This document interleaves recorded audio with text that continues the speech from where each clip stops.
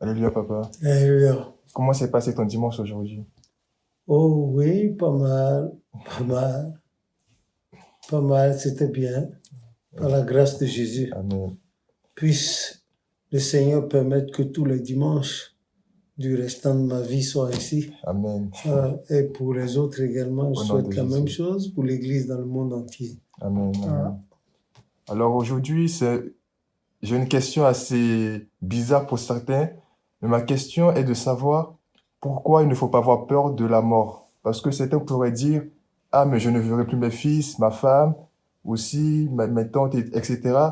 Mais pourquoi la Bible nous dit de ne pas avoir peur de la mort? Et surtout les écrits de Saint Paul qui dit que pour lui, la mort sera un gain. Comment pouvons-nous comprendre ces écritures?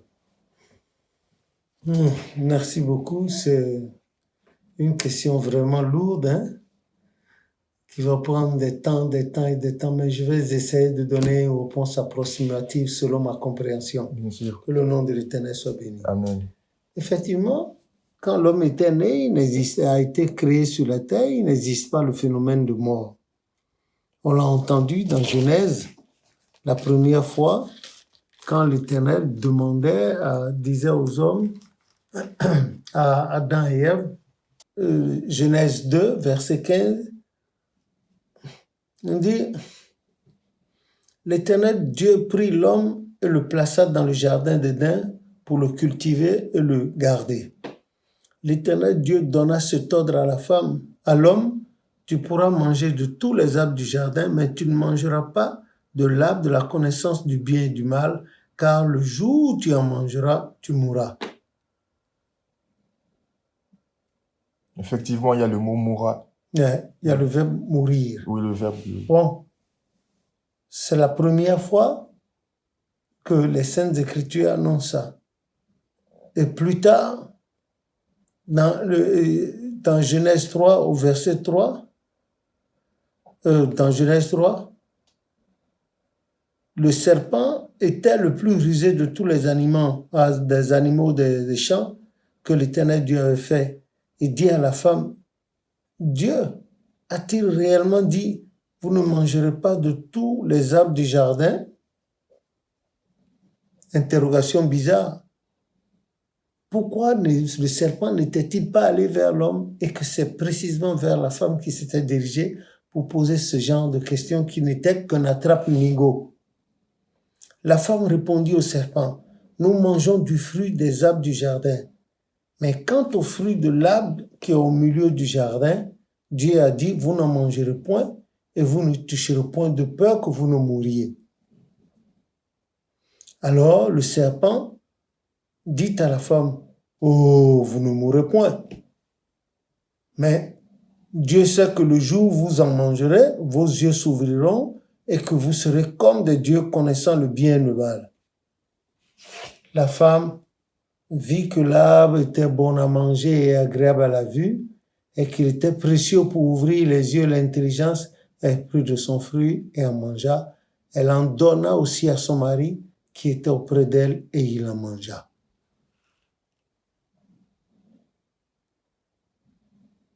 Maintenant, au verset 9 du chapitre 3, l'Éternel, le soir venu, il voulait aller voir sa créature à qui il avait confié la garde du jardin d'Éden. Et Dieu, verset 9, appela l'homme et lui dit, où es-tu? Et il répondit, j'ai entendu ta voix dans le jardin, j'ai eu peur parce que je suis nu et je me suis caché. Et l'Éternel Dieu dit, qui t'a appris que tu es nu? Est-ce que tu as mangé de l'arbre dont je t'avais défendu de manger? L'homme répondit, la femme que tu as mise auprès de moi m'a donné de l'arbre, j'en ai mangé. Et l'Éternel Dieu dit à la femme, pourquoi as-tu fait cela? La femme répondit, le serpent m'a séduite et j'en ai mangé. Bon. L'Éternel a mis tout ce qu'il voulait dire dans sa colère comme malédiction sur le serpent. Maintenant, il vient à la femme, au verset 16 du chapitre 3. Il dit à la femme, j'augmenterai la souffrance de tes grossesses, tu enfanteras avec douleur, et tes désirs se porteront vers ton mari, mais il dominera sur toi. Maintenant, à partir du verset 17, l'Éternel Dieu créateur s'adresse à Adam et lui dit, « Puisque tu as écouté la voix de ta femme et que tu as mangé de l'arbre au sujet duquel je t'avais donné cet ordre, tu n'en mangeras point. Le sol sera maudit à cause de toi, c'est à force de peine que tu en tireras ta nourriture tous les jours de ta vie. Il te produira des épines et des ronces et tu mangeras de l'herbe des champs. C'est à la sueur de ton front que tu mangeras du pain jusqu'à ce que tu retournes dans la terre où tu as été pris car tu es poussière et tu retourneras dans la poussière. » Voilà. C'est à partir de ce passage-là qu'on va essayer de discourir. Du coup, le fait de retourner à la poussière, c'est cela qu'on peut appeler la mort. Oui. Et là, il y a une nuance. Il y a l'Esprit de Dieu qui est en nous et il y a le corps physique. Parce que quand on retourne également dans Genèse, là, on dit, l'Éternel dit à ces gens, faisons l'homme à notre image. Voilà. Au Genèse 2, verset 7, l'Éternel Dieu forma l'homme de la poussière de la terre. Voilà. L'homme était déjà formé, matériel. Il n'y avait pas de vie encore là-dedans.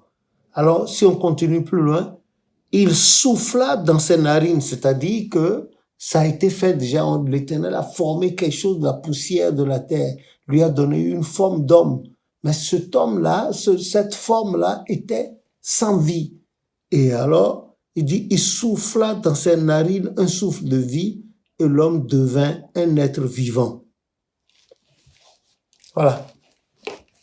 Donc, quand on parle de mort, il y a deux sortes de morts.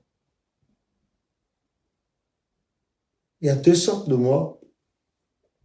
Tu as la mort spirituelle, où tu es vidé, rien de spirituel n'est dans ta vie. Tu ne connais pas Dieu, tu ne connais pas le Christ, tu ne connais pas le Saint-Esprit et tu ne connais pas ton prochain. Tu ne sais pas ce que c'est que l'amour, tu ne sais pas ce que c'est que le pardon. Et alors là, tu peux trouver ce passage dans Apocalypse 3, verset 1, il dit, « Je connais tes œuvres, tu passes pour être vivant alors que tu es mort. » C'est-à-dire que l'individu est là, on le va voir aller, venir, conduire les voitures, sortir, faire ceci, draguer, se construire des maisons, mais son esprit est vide. Il n'y a pas le Christ, il n'y a pas le Saint-Esprit. Donc, il vit selon la chair. Donc, l'Éternel a dit à Adam, parce que tu as écouté, tu mourras. Et la mort dont il parle là, il s'agit de la mort charnelle, la mort.